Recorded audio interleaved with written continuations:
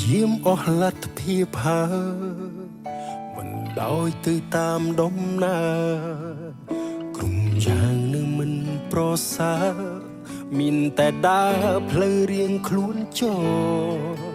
តើបងគួរធ្វើយ៉ាងម៉េចទើបគេចផុតពីកំហុសបងដឹងមុនលែងចង់ស្មោបងតែងខុសក្នុងកែវភ្នែកអូជ្រឹងយកការចាកចេញចង់បំពេញបំណងលំចោលគ្រប់យ៉ាងធ្លាប់មានរួមគ្នាកន្លងធ្វើជាអ្នកដទៃបើគេសួរអូនបាត់បងទេណាប្រាប់គេចោលថាបងសាវ៉ាមានអ្នកថ្មីបងអាក្រក់មិនសមនោះល្អដូចថ្លៃគេជប់សង្ស័យដេញដោលទៀតហើយនៅពេលគ្មានបងអូនលែងធុញទ្រារមនុស្សគួរឲ្យស្អប់អ្នកនេះមិនរំខានទៀតឡើយសំខឹមការចាក់ចេញបងអាចធ្វើឲ្យអូនរីករាយនឹងមានអារម្មណ៍ល្អវិញ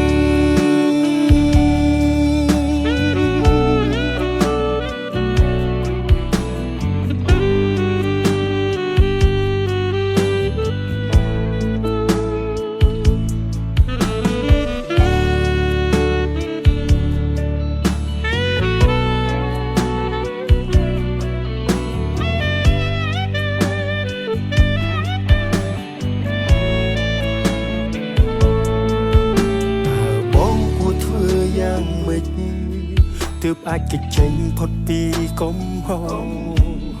បងដឹងអូនលែងចង់ស្មោបងតែងខុសក្នុងកែវភ្នែកអូជ្រឹងយកការចាកចេញចង់បំពេញបំណងលំចោលគ្រប់យ៉ាងធ្លាប់មានរួមគ្នាកន្លងធ្វើជាអ្នកដទៃបើគេសួរអូនបាត់បងទេណា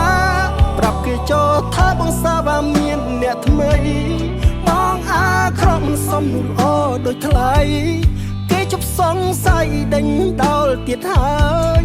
នៅពេលគ្មានបងអូនលែងធុញទ្រារមនុស្សគួរឲ្យស្អប់អ្នកនេះមិនរំខានទៀតឡើយសំខឹមការចាក់ចេញបងអាចធ្វើឲ្យអូនរីករាយនឹងមានអារម្មណ៍ល្អវិញបើគេសួរអូនបាត់បងទេណាប្រាប់គេចោលថាបងសាវ៉ាមានអ្នកថ្មីបងអាក្រក់មិនសមនោះល្អដូចថ្លៃគេជប់សង្ស័យដេញដោលទៀតហើយនៅពេលគ្មានបងអូនលែងធុញទ្រារមនុស្សគួរឲ្យស្អប់អ្នកនេះមិនរំខានទៀតឡើយសំខឹមការចាកចេញប